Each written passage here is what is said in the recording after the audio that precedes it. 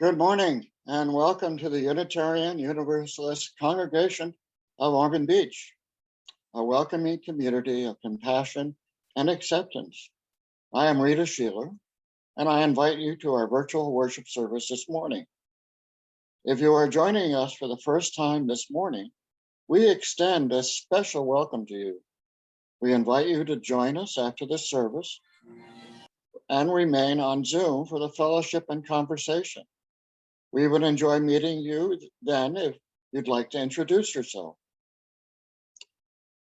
We also invite you to see our website, UU Ormond Info, and look for About Us tab to find out more. There you will find how to get further contacted with our congregation, our minister, and learn more about Unitarian Universalism. On our website, you also can read our jotter for monthly news, our weekly news and stories and testimonial sections, where we feature some of our members. And I was very happy to see that Brenda and I were also pictured there. Now on to announcements for the good of our community. Given the latest information about COVID, the Delta variant, and the increase in COVID cases in Volusia County, the UU Cobb Board of Trustees met Thursday, August 8th, to revisit our plans to reopen the church on August 15th, today. Here are the updated decisions. The UU Church will remain closed for discussion groups, Sunday services, and after service socializing. Discussion group Sunday services will continue on Zoom for the foreseeable future. The Board of Trustees will reevaluate this decision weekly. Small groups and our renters will continue to be allowed into our building, but any group in the church must be fully masked while on the building and observe social distancing.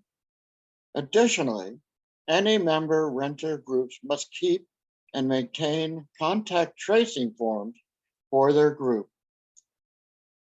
Our RE class, under the advisement of the RE teacher and in consultation with the teen's parents, will remain on Zoom for the foreseeable future. The board will continue to follow CDC guidelines throughout this COVID crisis. Reverend Kathy will resume lunch with the minister this Monday, tomorrow, August 16th at noon. There is a new Zoom link available, should be posted on the website soon.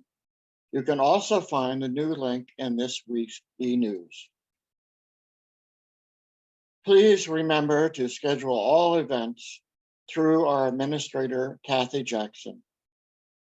Stay up to date with e-news, which arrives in your inbox by Friday each week, by reading the latest issue of our monthly newsletter, The Jotter. In the absence of physical passing of the offering basket at this time, we appreciate your continued financial support by mailing pledges payments to UU Cobb. Please note the address change. We now have a post office box to keep our checks and other mail dry, safe, and secure. The new mailing address is P.O. Box 2827, Ormond Beach 32175. From you I receive, to you I give. Together we share, and from this we live.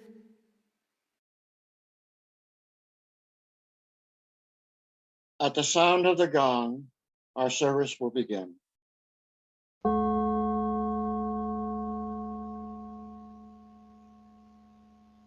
Our prelude this morning is Air for the G String by J.S. Bach, performed by our own Janet Strumpus and recorded by Felix Fernandez.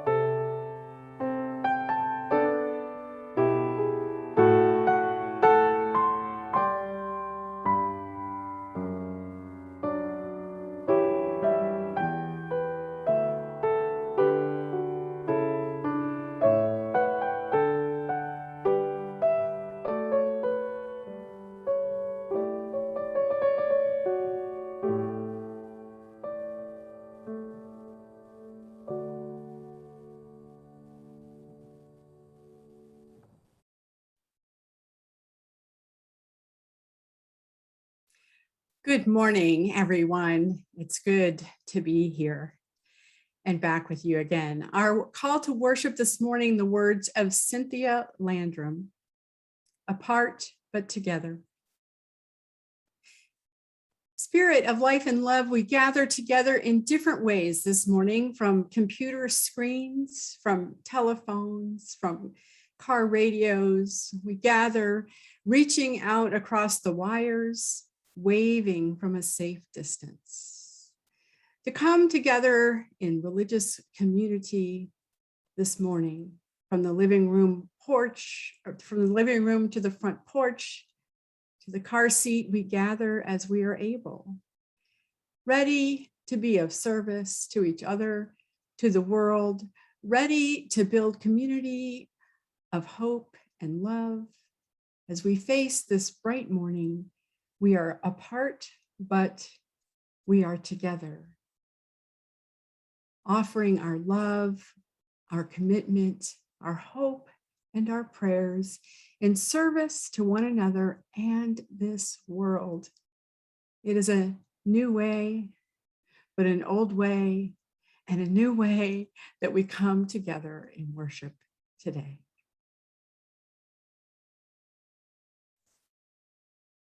For our chalice lighting, we adapted words of Leslie Takahashi. We are connected. Despite distance and fear, we are connected. Despite loneliness and change, we are connected. Across different experience and lives, we are connected. Even in the face of inevitable loss of life, we are connected. When we wish to laugh, we are connected. When we need to mourn, we are connected. Across a nation divided, we are connected. Even when we dance alone in a room, we are connected. In the heat of the sun, we are connected. In the glow of the stars, we are connected. Across the limits of our imagination, we are connected. Even when nature trembles, we are connected. I light this chalice to spark the connection we share across the Ethernet between screens and into this sanctuary this morning.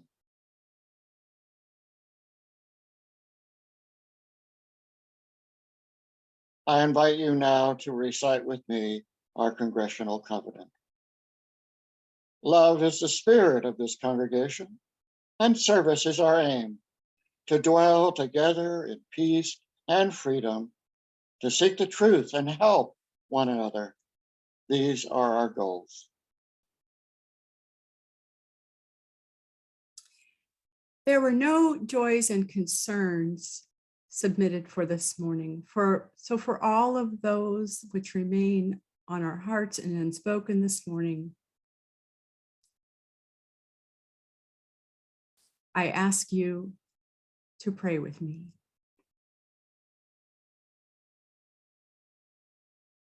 Spirit of life and love, we give praise and thanks for this day given, for each day is a gift unbidden and unearned, bestowed in a boundless expression of abundance, wrought in a singular moment of creation, a universe of life-giving light and energy. We are grateful for that which we experience as we traverse this span of life between two eternities. At times, the way is uncertain and we get lost. At times, the way is perilous and we get hurt. At times, the way is forked and we find ourselves alone. Help us to abide these losses and help us remember that beauty and love grace every turn of our journeys. Help us to keep our hearts soft in the face of suffering so that we might gain more empathy and compassion, and expand our capacity to bring healing to this world. Bless us with the insight that with each dawn comes hope, with each sorrow comes joy, with each doubt comes assurance of the wholeness and the holiness of a life lived with faith and courage. Let us not cling to outcomes nor grasp for certain destinies, but hold lightly what we love most and let go when the time comes to let go. May we live with our hearts full of gratitude for each day given. Amen.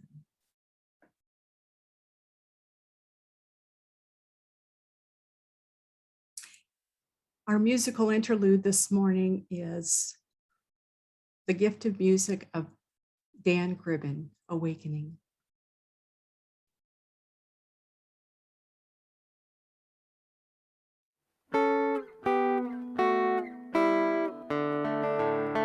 I have arrived, I am home, I am here, peace is now. I have arrived, I am home, peace is now. I have arrived, I am home, I am here, peace is now. I have arrived, I am home, peace is now.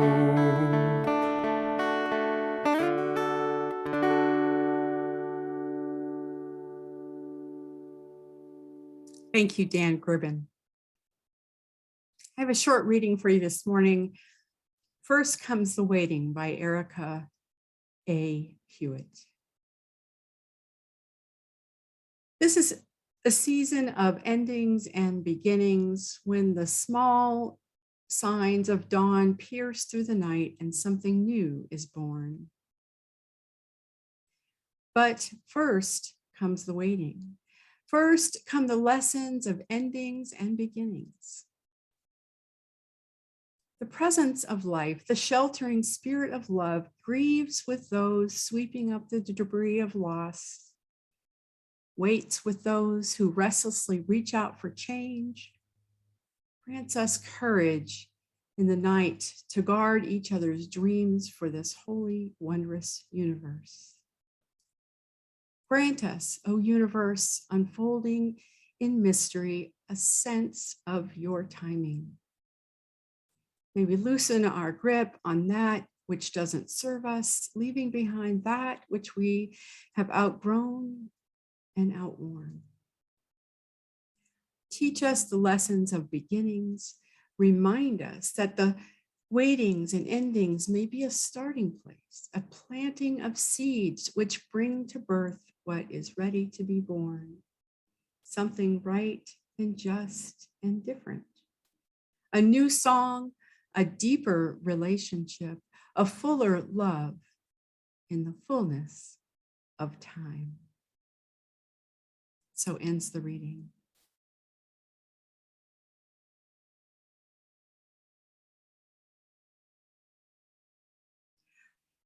Well, once again, friends, good morning. You are all a sight for my sore eyes this morning.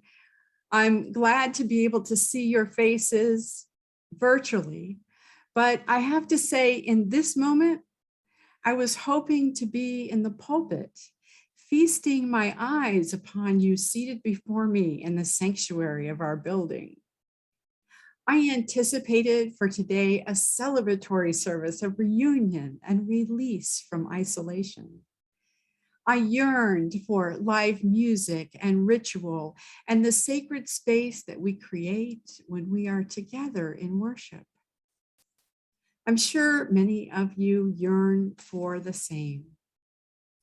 But alas, it was not to be. Back in June, at the conclusion of my last Sunday, just before I went on leave, I had an imaginary moment of pumping my fists skyward and in Scarlett O'Hara fashion proclaiming, "I will never preach from my desktop again."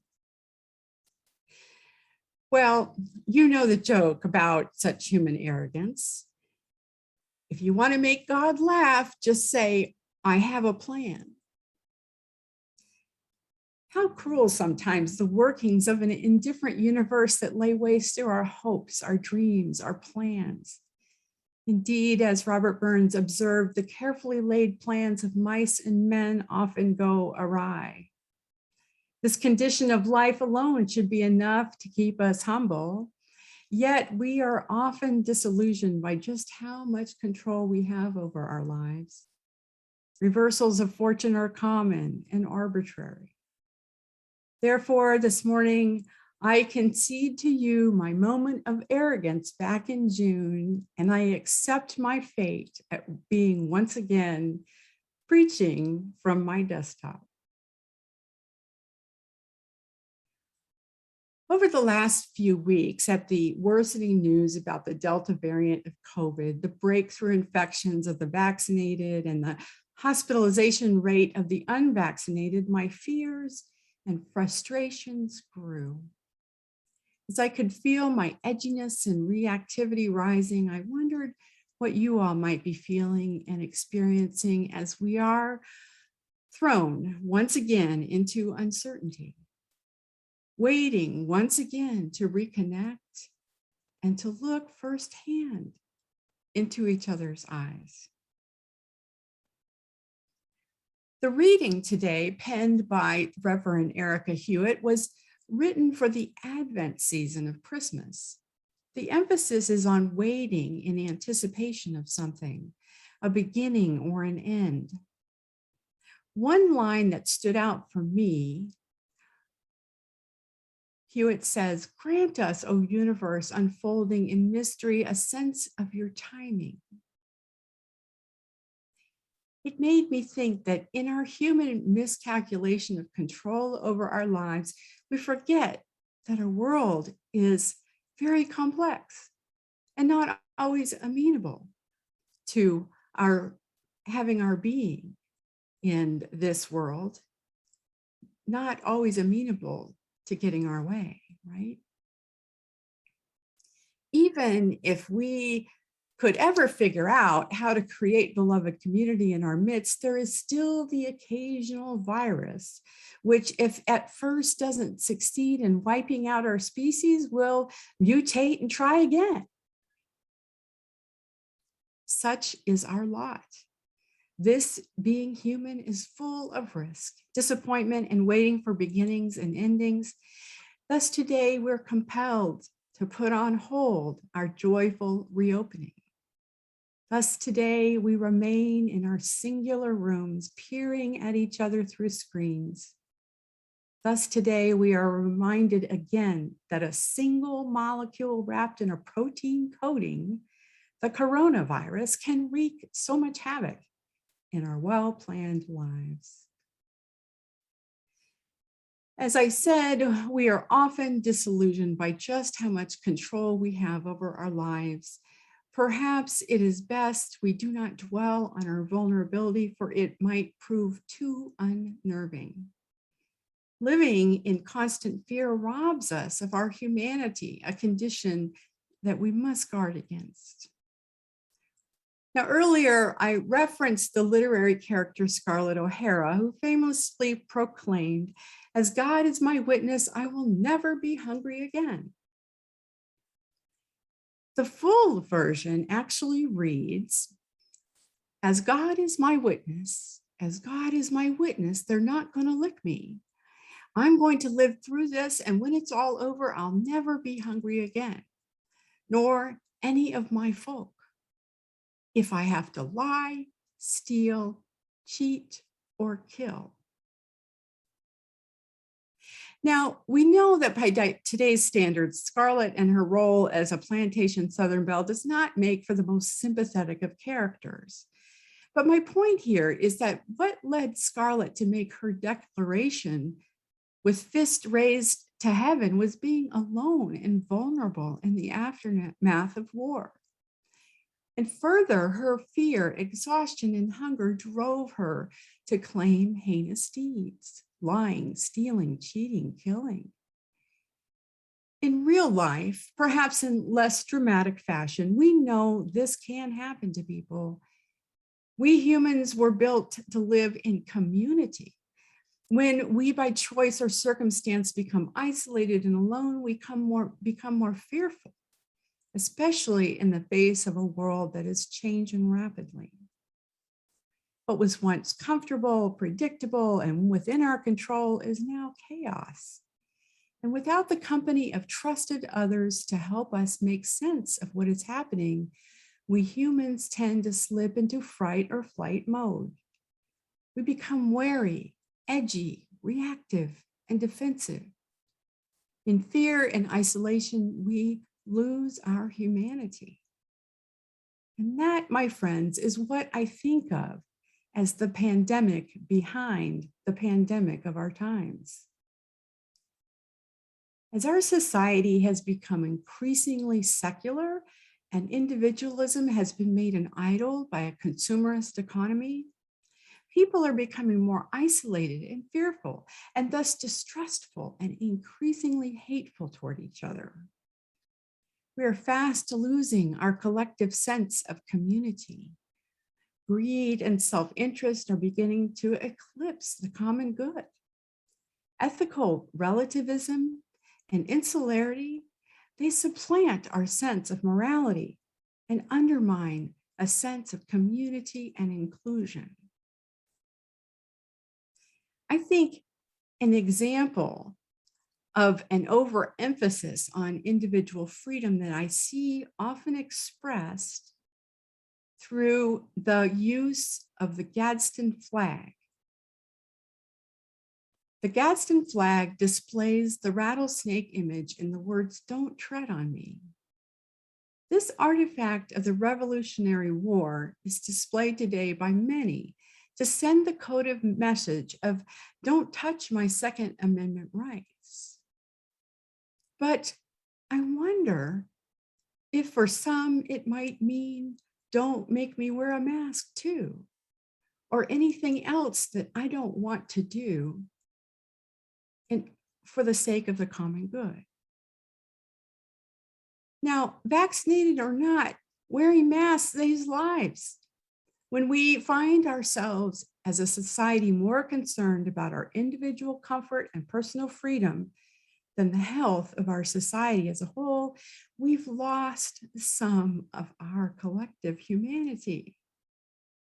It should be no surprise that as a country, we are not handling the COVID pandemic very well.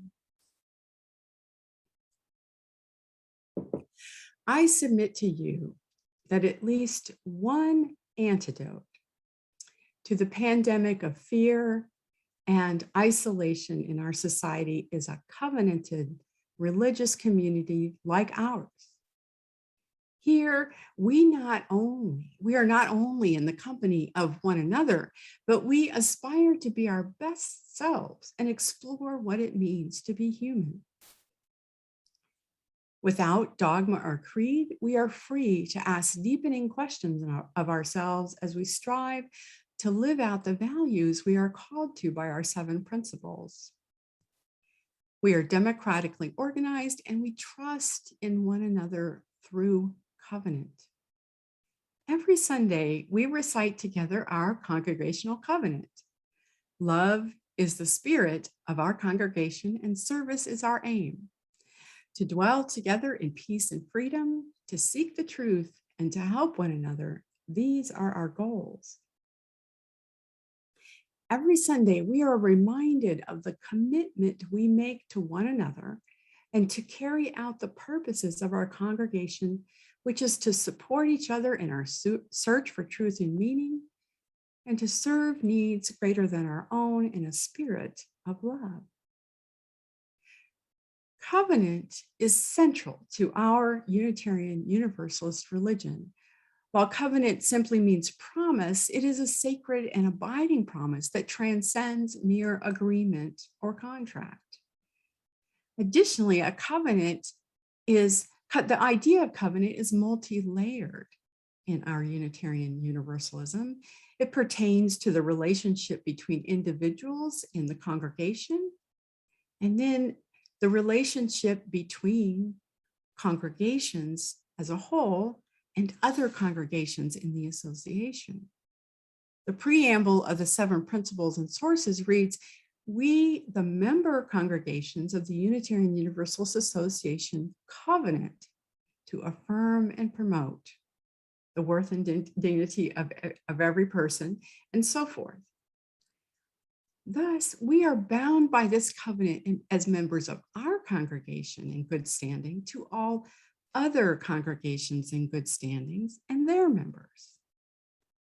We're self-governed as the Unitarian Universalists of Boorman Beach, but we're not alone or isolated, but in relationship with over 1,000 other congregations which comprise the Unitarian Universalist Association. The last line of the 7 Principles and Sources reads, "As free congregations, we enter into this covenant, promising to one another our mutual trust and support." Because as Unitarian Universalists, we are not bound by creed, because we neither think alike nor believe alike, covenant is what binds us. It's that religio in religion. The last line of the Principles and Sources contains 2 essential components of covenant: mutual trust and support. If we understand covenant as the glue that holds us together in our theological diversity, we must also understand that covenant is meaningless if it doesn't engender mutual trust among members. Yet trust must be earned. Therefore, we cannot have trust without the faithful commitment of our members to the good of the whole of the congregation.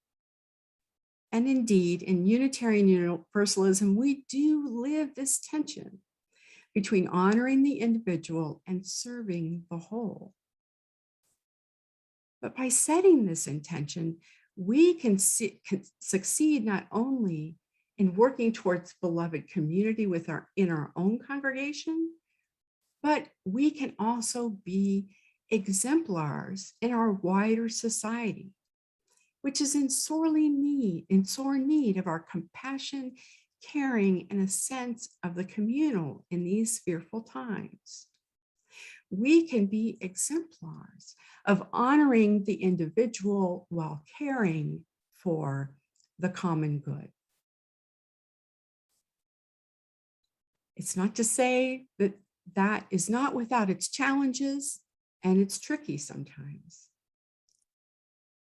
But when it comes to something as simple as wearing a mask, I think we as Unitarian Universalists would agree that our obligation in that case is to forego a little discomfort ourselves in order to protect the good of the whole. Now, throughout our fall programming, I'm going to be talking about covenant and what it means to our faith tradition and how we understand it in terms of our own congregational life together. In today's world, in which our society seems to be losing its humanity to fear, disconnection, and self-interest, we need a powerful antidote. And I believe that antidote to the pandemic, behind the pandemic, is covenant. I believe working towards beloved community is the antidote, and the covenant will get us there. I hope, folks, that it may be so. Our anthem today is Labyrinth. It's written and performed by our own Jan Taylor. In a sense, navigating these chaotic times is like making a way through a labyrinth. Wrong turns, dead ends at which we must turn back and start again. I like the first line in which Jan suggests we let go of our old ways we've used to solve our challenges. In this spirit, let us now enjoy this delightful song.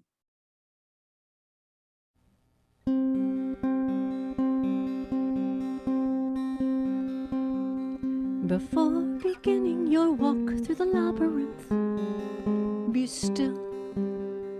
Let go of the old ways you've used to solve your challenges before. My granddaughter stands by me reading the plaque, now standing on tiptoes, arching her back. She runs to the starting point. Grandma, let's go. No, I say, babe, it says to go slow. But she's off to the center, the ivy ring center, at her speed of life. And I'm moving slowly, watching a tumbling sprite in flight. And I pray that this day stay forever crystal clear. Bobby and me, right now, right here. Stand quietly in the center, seeking a peaceful space within. Grandma, come on, I'll race you back. Are you ready? Begin. No, little one, I don't race anymore. Those are my old days, that's my before. You all of 7, in racing you thrive. She's gone, she's back again. Grandma, high five. She's off to the starting point, off down the trail at her speed of life. And I'm moving slowly, watching a tumbling sprite in flight.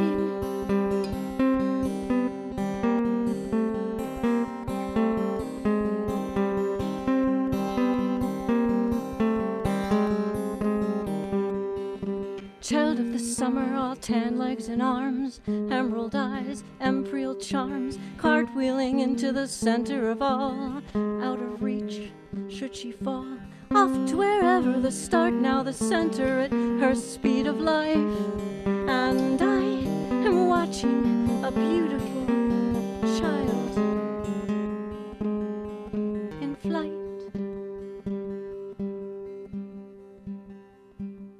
And I pray that this day stay forever crystal clear. Bobby and me, right now, right here.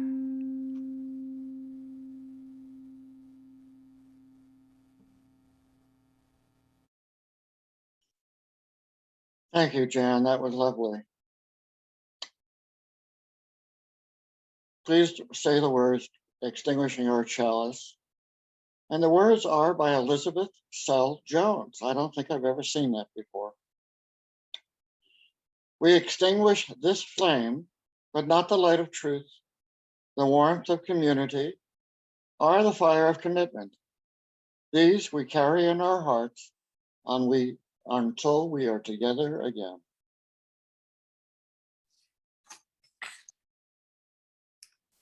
And for our benediction, again, the words of Cynthia Landrum. We leave this gathered community, but we don't leave our connection, our concerns, our care for each other. Our service to each other, the world, and to our faith continues until we are together again, friends. Be strong, be well, be true, be loving. Go in peace, friends.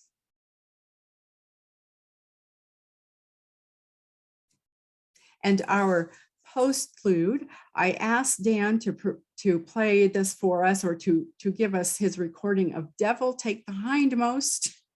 And I'm thinking about our